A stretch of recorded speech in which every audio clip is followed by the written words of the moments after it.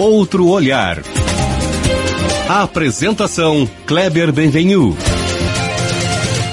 Olá, bom dia família Bandeirantes, bom dia para você que nos escuta na intimidade do rádio ou também que nos acompanha aqui pela internet.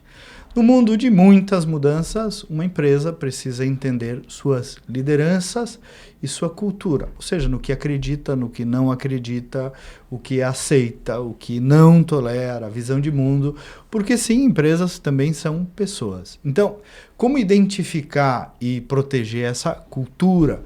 Como transformar líderes em líderes de verdade? E mais, os desafios de profissionais técnicos que assumem funções de gestão e como se preparar para isso. Aquela história, abrir uma empresa, até hoje em dia está mais fácil, né? Mas sustentar financeiramente e também emocionalmente, culturalmente essa empresa. Então, a minha convidada é a consultora e conselheira Bibiana Zereu, psicóloga, mestre em gestão de negócios, especialista em cultura organizacional, liderança e gestão de empresas familiares. Então, outro olhar sobre este mundo de pessoas, empresas, trabalho e, claro, também sobre vida. Tudo bom, Bibiana? Obrigado por estar aqui. Kleber. Bom dia. Bom dia, obrigada pelo convite. É um prazer poder estar aqui contigo. Que universo rico esse com o qual tu lida, né?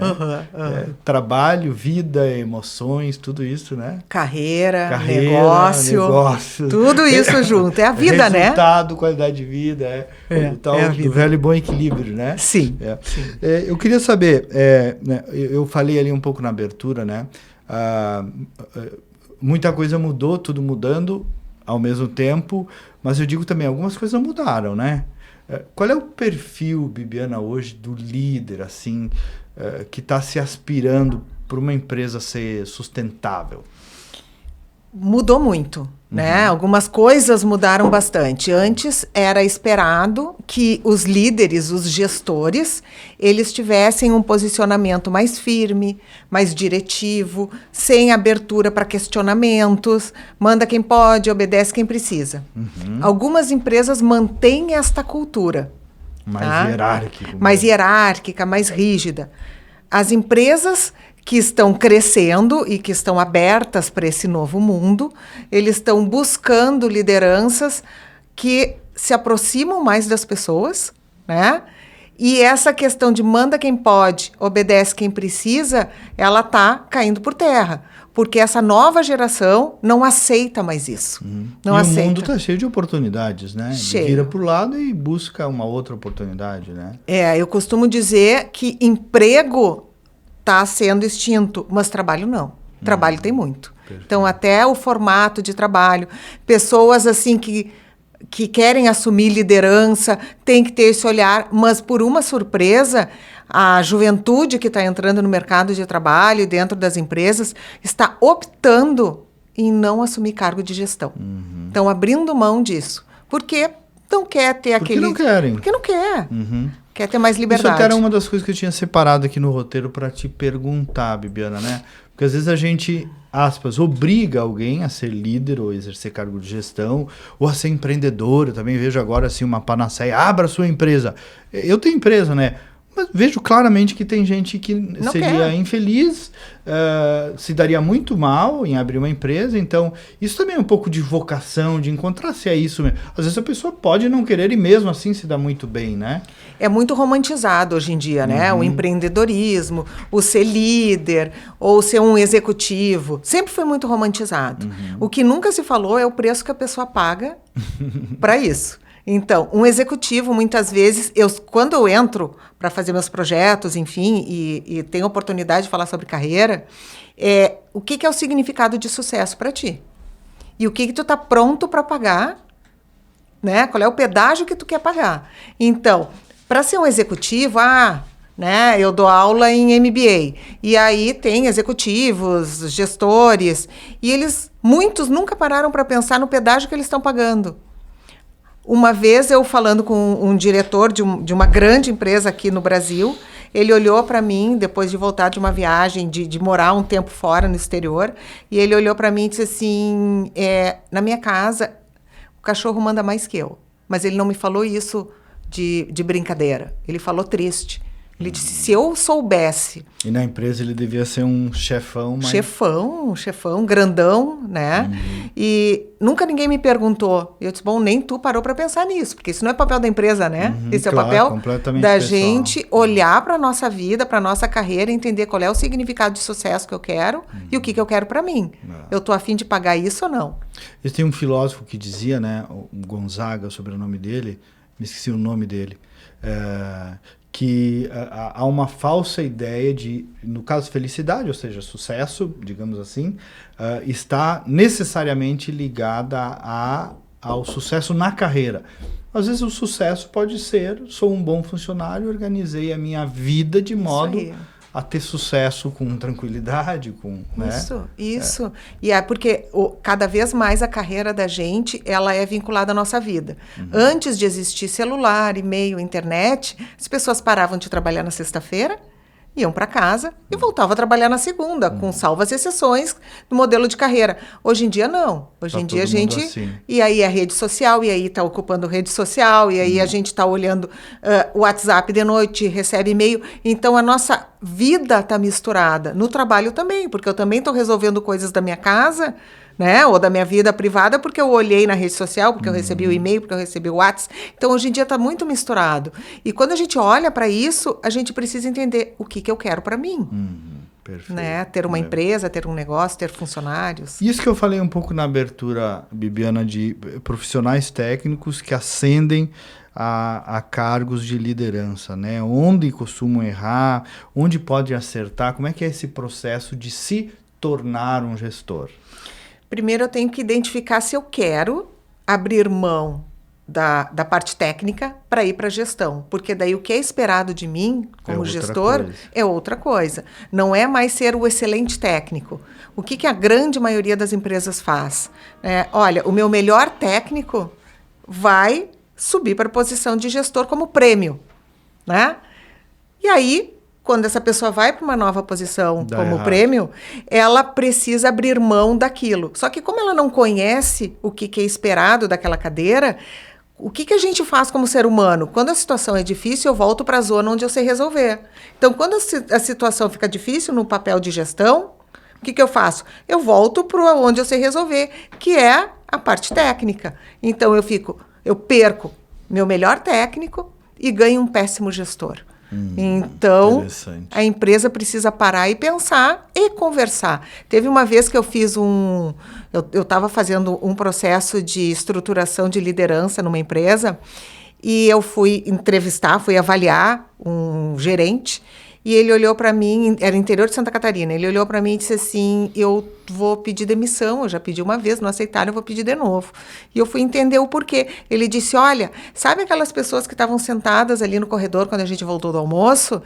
Eles são do meu time, já era para eles estarem lá na linha de produção. Eles não vão, porque eu não consigo cobrar e eu não consigo, mas eu era o cara daquela linha que era o melhor. Eu ganhei prêmio, ganhei isso. E ele disse, agora eu estou criando ovelha, já faz 1 ano, e eu estou me organizando para poder sair. Porque aqui eu não estou entregando como gestor. Então... Ele conseguiu enxergar Ele isso. se deu conta disso, o que é raro. O que é raro, né? O que é raro. Eu lembro, eu fui chefe da Casa Civil, lidei ali com muitos líderes, portanto, né? E também lembro de um prefeito que me contou um dia, que é parecido com isso, me elegi prefeito numa cidade universitária e escolhi um monte de técnicos para o secretariado. 70% eram técnicos. No final de 1 ano de governo, 70% dos que tinham mau resultado eram os técnicos, porque não sabiam ser gestores. Então, isso tem uma outra habilidade mesmo, né? Como tu disseste. São outros comportamentos demandados para isso. E comportamentos a gente também desenvolve, basta a gente querer.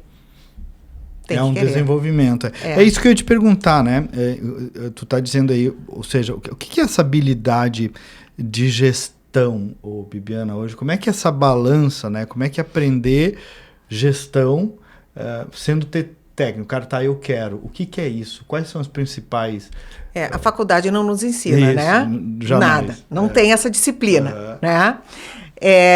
O que é gestão, gente? Eu preciso cuidar de resultados, de pessoas e de negócio. tem esses 3 pilares. Né? Para eu cuidar de pessoas, o que eu preciso? Eu preciso entender de gente, eu preciso saber como as pessoas, né? Eu preciso fazer a leitura das pessoas, eu preciso definir métricas, né? Resultados, o que a gente vai atingir, de que forma a gente vai atingir, e eu preciso entender do negócio. Né? Qual é o impacto disso tudo no negócio? Então, eu quero ser gestor. O que eu preciso fazer para ser gestor? Primeiro, eu tenho que entender a cultura da empresa. Primeira coisa. Né? Essa empresa valoriza o quê? Os meus valores estão alinhados com o negócio, com a empresa? Faz parte eu estar fazendo parte disso tudo? Sim. Qual é o estilo de liderança daqui? É uma liderança mais próxima? É uma liderança mais dura? É uma liderança que é com foco em processos? É uma liderança onde a gente aprende junto? Bom, é esperado que tu tenha métricas, indicadores. Então, ok. Então, eu vou definir métricas, indicadores. Mas eu vou sair da operação porque eu tenho que aprender a delegar. Esse que é um desafio, né? É o maior desafio. Eu tenho que abrir mão. Aprender a delegar. E não será mais do meu jeito. Mas eu preciso entender que vai ser entregue. E aí eu preciso combinar, eu preciso alinhar expectativas. Mas não é fácil. Também não é fácil. Não é fácil. Tu falaste, eu falei na abertura e tu falaste agora sobre cultura, né? Cultura de uma empresa, cultura organizacional. Nos tangibiliza o que é isso, que eu acho que às vezes a gente fala e também não sei se é bem claro a ideia do nosso... O que é cultura numa empresa?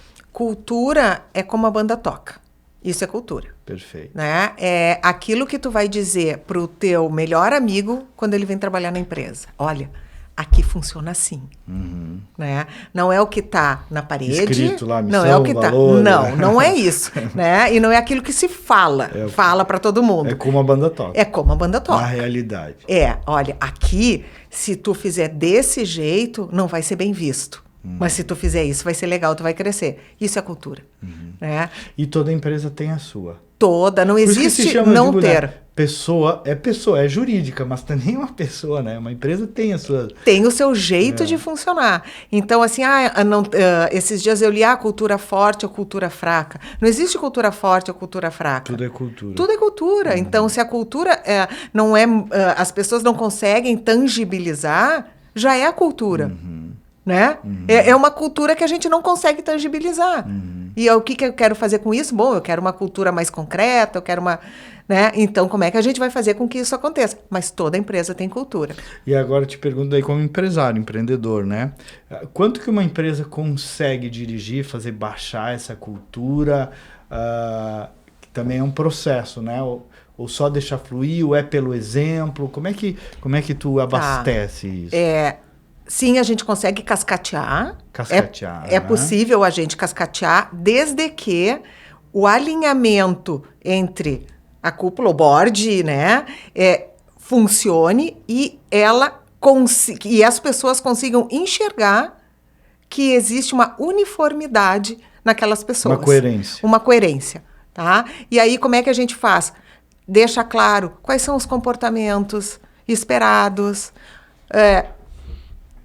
recruta pessoas com indícios de que vai ser aderente a essa cultura, promove pessoas alinhadas com essa cultura. Existe uma coerência na fala. E aí, claro, um onboarding onde apareça isso, feedbacks onde apareça e se reforce a cultura e se ajude, se apoie a pessoa a desenvolver aquilo que não está coerente com a cultura. Né? Então, é o jeito de ser. Entendi. E eu vi, a equipe levantou aqui uma pesquisa, Bibiana, segundo a qual líderes empáticos têm 23% a mais de produtividade, né? Ou seja, equilibrar resultados, tu falaste aí, né? Com empatia, digamos, né? As pessoas têm coração, têm alma, querem ser felizes, sentir-se bem. Isso também é sustentabilidade de uma empresa, né? Sim, existem, né? Trazendo dados, tá? Existe um cálculo que a rotatividade e o mau recrutamento, ele impacta financeiramente nos resultados. Então, o custo de um salário, ele pode ser multiplicado em 2,5 se aquela vaga tem rotatividade. Então, muitas vezes a gente não olha para essa entrada de uma forma financeira. Mas como a gente precisa olhar para o negócio, A gente precisa entender que tem custo recrutar mal e ter aquela pessoa que não combina com o meu negócio. Uhum. E a questão do comportamento, né, até eu costumo dizer na Critério, né, que é a empresa da qual eu sou sócio fundador, que tem que ser competente e gente boa. Né? Sim. O ser gente boa, quer dizer, ser uma pessoa de bom caráter, ter disposição, abertura, isso perpassa, eu acho, né? Qualquer aspecto de competência. Não há área que não precise que a pessoa tenha essa vontade, essa disposição para querer, para compartilhar, para... Mas isso faz parte da cultura da tua empresa. Certo. Mas não são todas. Não são, é? Não, não são todas. Uma vez eu fiz um processo de avaliação de executivo para entrar numa empresa onde eu tinha ajudado a organizar todo o time que estava abaixo de um determinado diretor, né? E eu sabia que um valor importante para ele era o trabalho em time, porque eu ajudei a construir aquele time, tá? E aí o diretor ligou para mim e disse assim: Bibiana, eu preciso que tu faça avaliação de uma pessoa que vem de uma empresa X. E eu conheci a cultura daquela empresa X, que era uma cultura extremamente competitiva. E trabalho em time lá não era muito. Tá? Meio cada um por si. Meio cada um por si e entrega de resultado a qualquer custo. Né? E aí veio o executivo conversar comigo, eu fiz a avaliação, avaliei competências, avaliei, enfim, potencial e tal. E ele me trouxe alguns exemplos onde era puxada de tapete em prol de resultados. Né? E era ok aquilo. Para aquela cultura Sim, da outra aquela empresa. Cultura. Eu fiz o assessment dele, né, o relatório, e não indiquei ele para vaga. O diretor liga para mim e diz: Bibiana, como assim? Ele foi super recomendado, lá ele entrega muito. Eu disse: eu só vou te trazer 2 exemplos que ele me trouxe. E aí eu trouxe. Né? Convenceu o exemplos. Cara. Ele disse: tá ok. Eu disse: então tá. Tá resolvido. Já resolvi. Entendi. Então, não é toda empresa.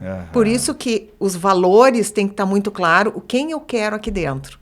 Mas as coisas precisam ser visíveis aqui dentro do negócio, enfim, as pessoas têm que enxergar e dizer: essa pessoa é a cara de tal empresa.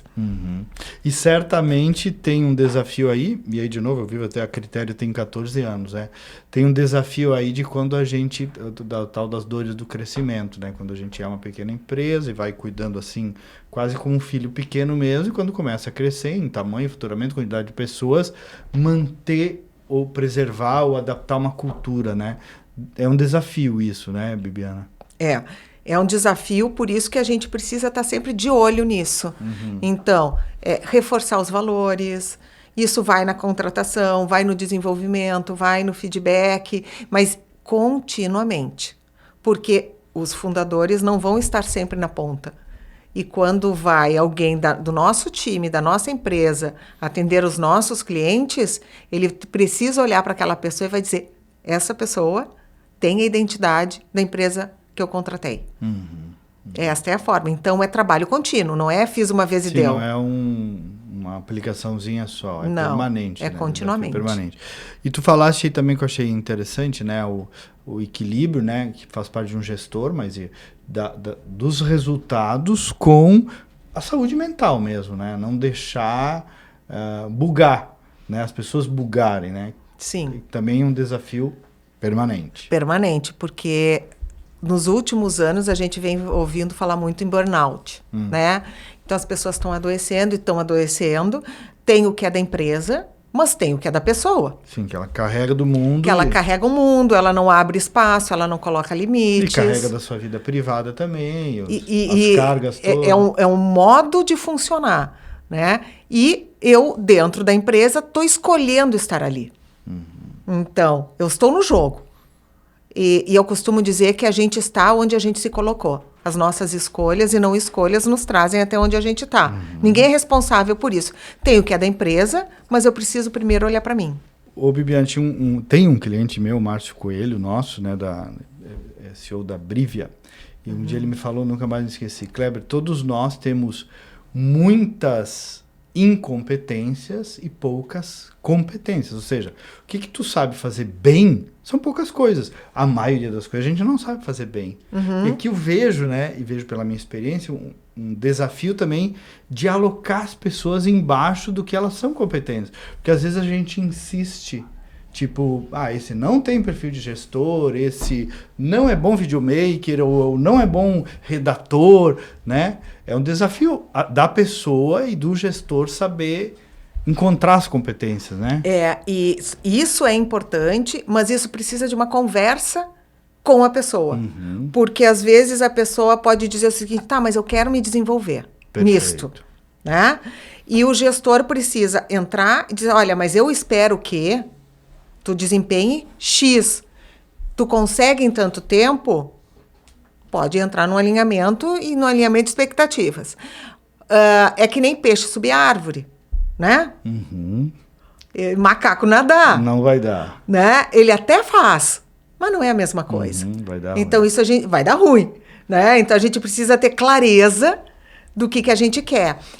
Existe uma forma da gente olhar para potencial. Para mim, potencial é que nem milho de pipoca, né? Pode estourar ou não. Né? Se está num ambiente propício, a pessoa estoura, né? Se não, pode estourar em outro lugar, mas aqui dentro não. Então, preciso saber da cultura e se aquela pessoa vai conversar com a minha cultura. E se esta vaga ela vai atender aquilo que eu espero. E esta conversa precisa acontecer. Ô Bibiana, ainda sobre liderança, né? Quanto de liderança é desenvolvida, mas o quanto também que ela é vocacional? Tipo, a pessoa tem vocação para liderar.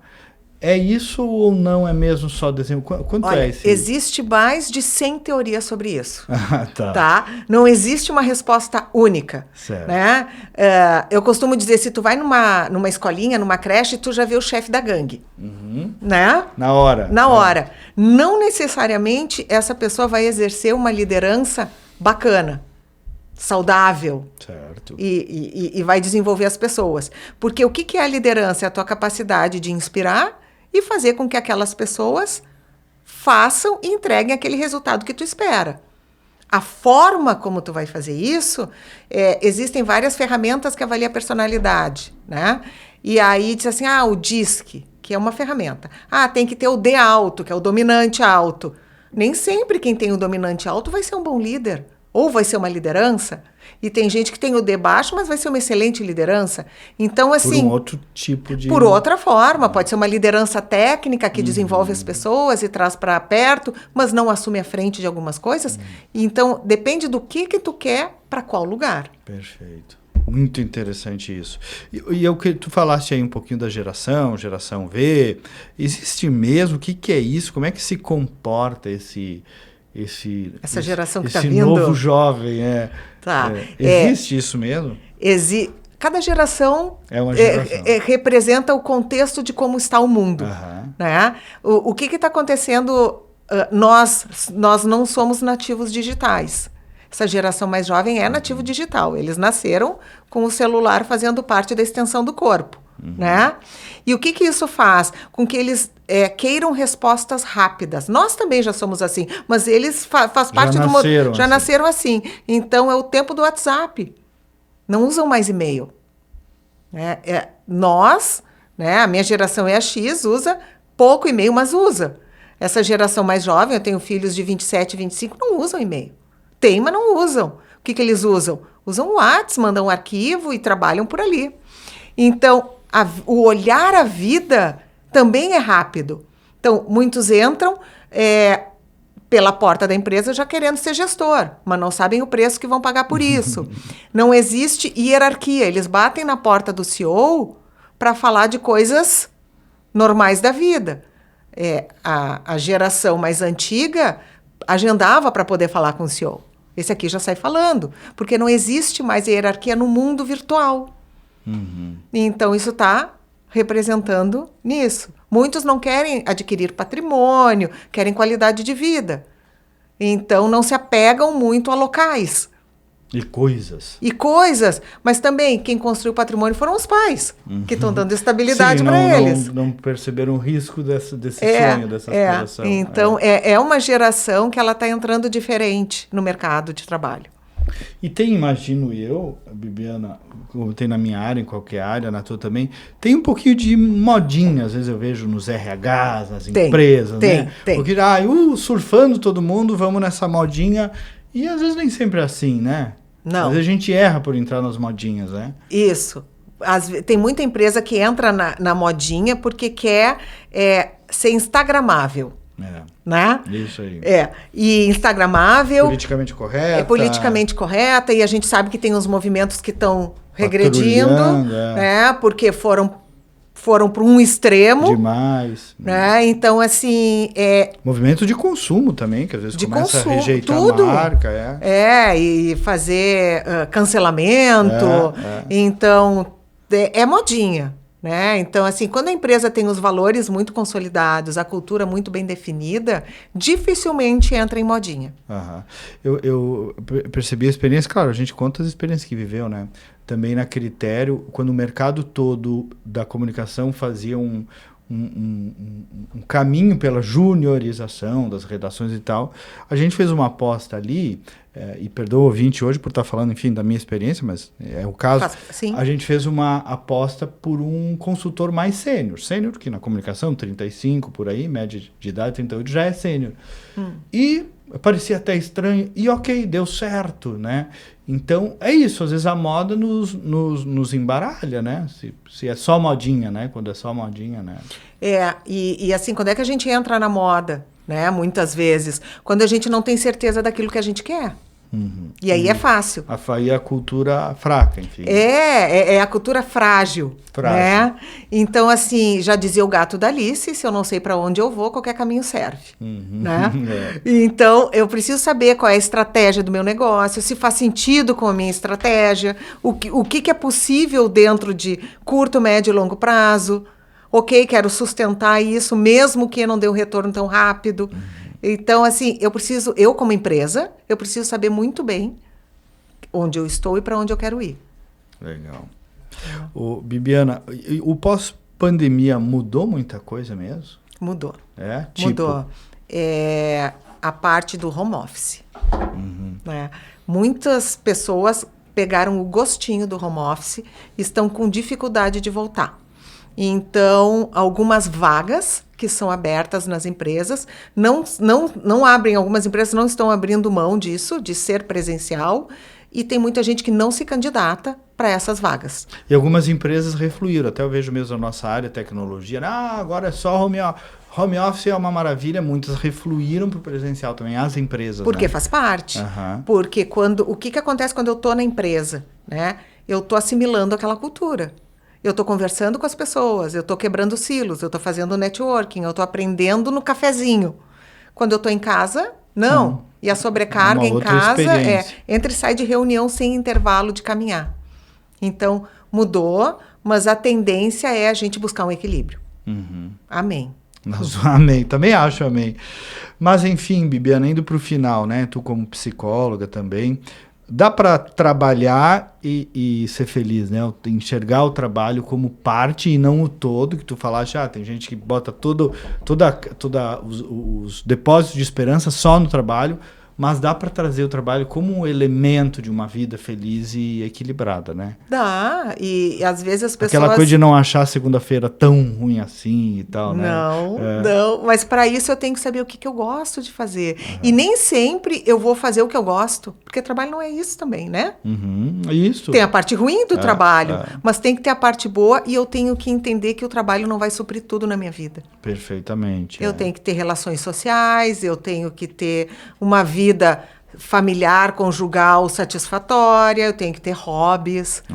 Né? Eu tenho que ter outras coisas que o trabalho vai compor e não vai ser o único que vai satisfazer aquilo que eu quero. Eu tenho um amigo um conhecido que contou que adorava pintar e fez direito, e durante muito tempo ele achava que ele era um frustrado. Eu não estou na área do que... Mas ele gostava também do direito, até que uma psicóloga disse para ele: Mas quem disse que uma coisa é impeditiva? Tu trabalha com direito e tu também pinta. Não precisa depositar no teu trabalho todas as tuas expectativas existenciais. Né? Não, e assim, tem uma TED, né, de uma executiva que fala que é quem é você além do LinkedIn? É verdade. Quem é tu além do crachá? Né? A gente é bem mais do que um crachá. Graças a Deus. Graças a Deus. Ô, Bibiana, e só para fechar, assim, eu queria entender também o teu trabalho, o que tu fazes, assim, qual é tu atende pessoas e empresas, quando tu entra, qual é a tua entrega, assim, nessa dinâmica Tá, toda o do meu teu foco de trabalho não é mais pessoa física, é só pessoa jurídica. Pessoa jurídica. Pessoa jurídica, então eu faço diagnóstico de cultura, estruturação do que precisa ser cascateado para baixo, o desenvolvimento de conselhos, de altos executivos como time, né, para conseguirem conversar estratégia, pessoas e negócios. Né, para poder fazer as transformações que são necessárias ou, no mínimo, sustentar aquilo que já tem. Muito bem. Obrigado, Bibiana. Obrigada pelo convite. Uma ótima conversa. Bibiana Zereu. E nós voltamos no próximo sábado com mais uma edição. Até lá, bom dia, bom final de semana.